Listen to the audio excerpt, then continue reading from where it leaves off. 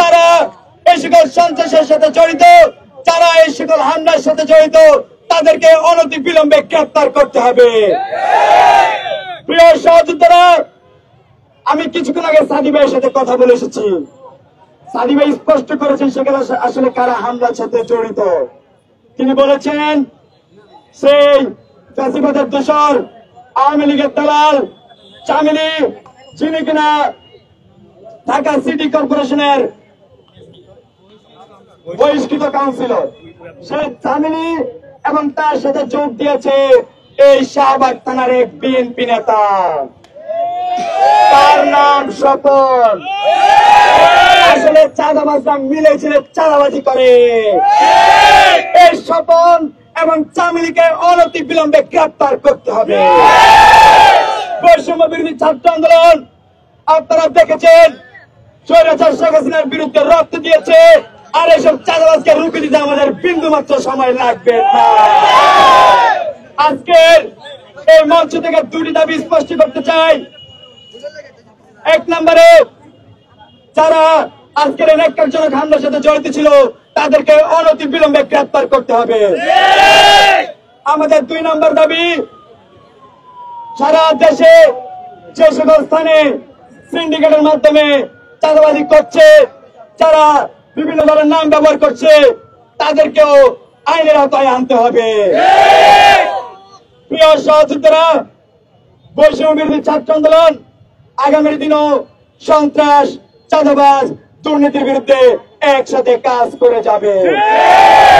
এছাড়াও আমরা বৈষম্য বিরোধী ছাত্র আন্দোলন অতি সত্বর সারা দেশে একটি কুইক রেসপন্স টিম গঠন করতে যাচ্ছি, যার মাধ্যমে যেখানে সন্ত্রাস, চাঁদাবাজ, দুর্নীতি দেখবো, সেই কুইক রেসপন্স টিম অতি দ্রুত সেখানে রেসপন্স করবে।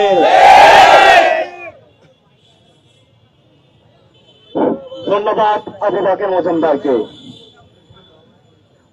চাঁদাবাজদের, যারা চাঁদাবাজি করে, যারা সিন্ডিকেট করে, তাদের কি কোনো দলীয় পরিচয় থাকতে পারে?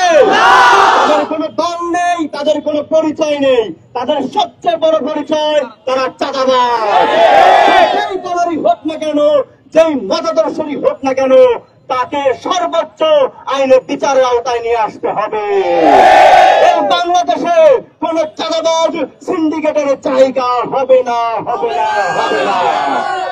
এই পর্যায়ে আপনাদের সামনে বক্তব্য রাখবেন বৈষম্য বিরোধী ছাত্র আন্দোলনের সমন্বয়ক হাসনাত আব্দুল্লাহ।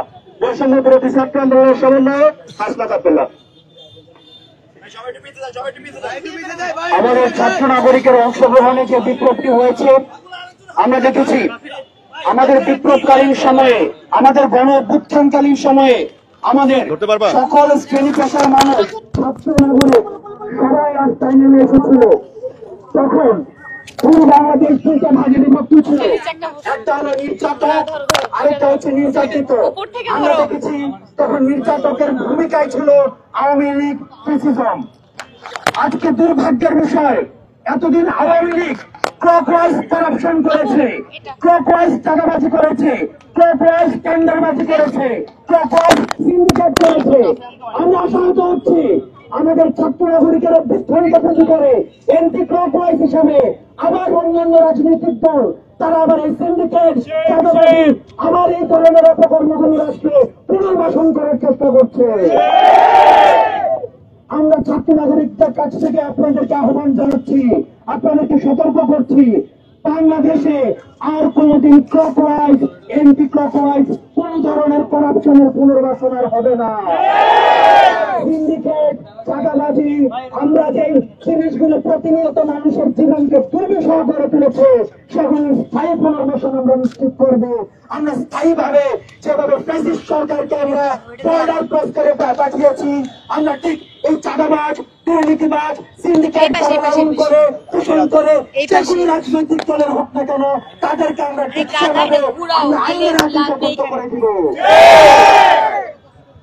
আমরা দেখছি গত কিছুদিন ধরে আন্দোলন পরবর্তী সময়ে বিভিন্ন জায়গায় টোকেন দিয়ে চাঁদাবাজির যে প্রচলনটি আওয়ামী ফ্যাসিজমের সময় ছিল সেটি বন্ধ ছিল। আবার দেখছি এখন বিভিন্ন রাজনৈতিক দলের পৃষ্ঠপোষকতায় বিভিন্ন টেম্পো স্ট্যান্ড, ফেরিঘাটে, কাঁচা বাজারে, রাস্তার মোড়ে, বিভিন্ন ফ্লাইওভারের নিচে আবার বিভিন্ন টোকেন বাণিজ্য শুরু হয়েছে।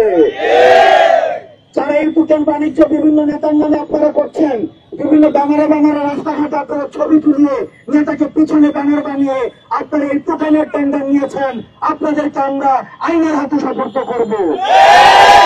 আমরা স্পষ্ট করে বলতে চাই, জনবিমুখ যে কোন ধরনের সিদ্ধান্ত এই ছাত্র নাগরিক রুখে দিবে। আপনারা জানবেন আজকে যারা আমাদের বন্ধু স্বাধীন উপরে যে আজকে